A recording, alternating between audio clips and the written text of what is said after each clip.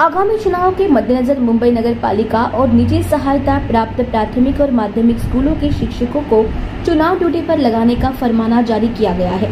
इससे मुंबई के शिक्षकों में रोष है।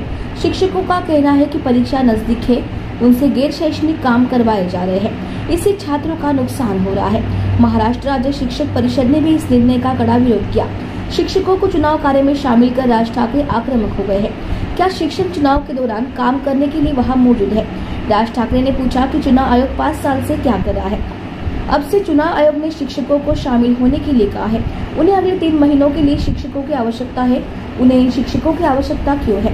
मैंने दादर स्थित शारदाश्रम स्कूल के शिक्षकों से कहा है कि आप चुनाव कार्य में शामिल न हो। राज ठाकरे ने कहा है कि मैं देखता हूं कि आपके खिलाफ कौन कार्रवाई करता है। चुनाव आयोग के आयुक्त 5 साल तक क्या करते रहे?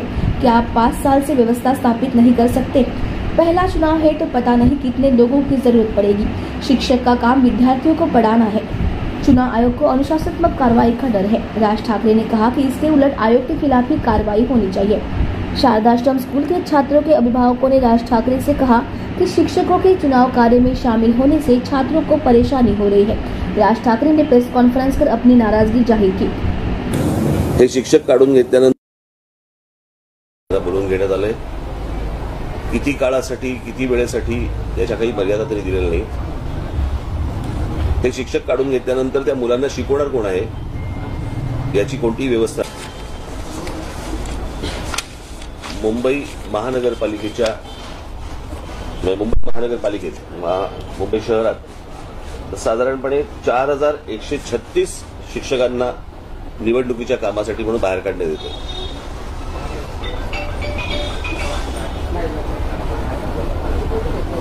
एवढे जर शिक्षक आता बाहेर काढले गेले तर त्या मुलांना शिकवणार कोण आहे याची कोणतीही व्यवस्था नाही। मला पहिला प्रश्न पडतो, निवडणूक आयोग 5 वर्ष काय करत असतो?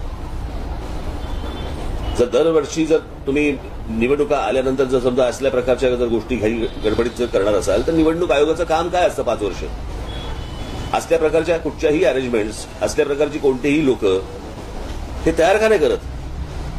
ते आयत्या वेळेला या शाळांवरती हे दडपण का आणतात? आणि त्याच्यामध्ये असं दिलेलं आहे त्यांनी,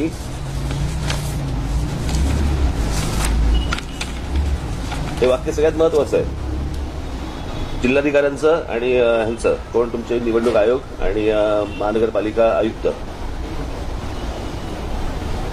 सर्व निरीक्षक, शाळा प्रशासकीय अधिकारी, अधीक्षक हे सगळे शाळांमधले उपशिक्षणाधिकारी यांनी सोबतच्या येथील कर्मचाऱ्यांना सदर हे आदेश अवगत होतील व त्यानुसार संबंधित कर्मचारी उद्या 10 वाजता संबंधित निवडणूक कार्यालयात हजर होतील याची दक्षता घ्यावी, अन्यथा संपूर्ण जबाबदारी आपली राहील।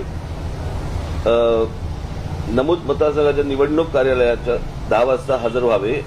हजर न होणाऱ्या कर्मचाऱ्यांवरती शिस्तभंगाची कारवाई करण्यात येईल। म्हणजे या शिक्षकांवरती शिस्तभंगाची कारवाई सरकार करणार।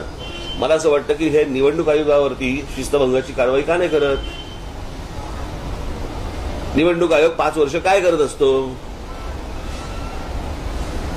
या देशात निवडणुका येणार हे काय माहित नव्हतं का? अचानक निवडणुका आल्यात का? जर निवडणुका दर 5 वर्षांनंतर येतात, लोकसभेच्या येतात, विधानसभेच्या येतात, तुमच्या महानगरपालिकेच्या येतात, तुमची यंत्रणा तयार नको का? दर वेळेला आपलं काहीतरी नवीन काहीतरी बाहेर काढायचं आणि वाद निर्माण करायचे, ह्याची काय आवश्यकता आहे का? आता हे ओझं, त्या मुलांचा काय दोष?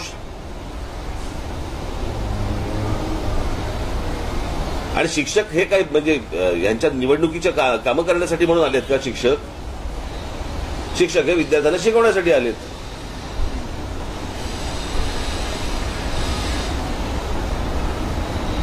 मी आमच्या पक्षाच्या नेत्यांशी बोलून, उद्या आमची बैठक आहे सकाळी, आमचे लोक निवडणूक आयोगाशी तातडीने बैठक बोलून घेतील, त्यांची अपॉइंटमेंट घेतील, त्यांच्याशी बोलून घेतील।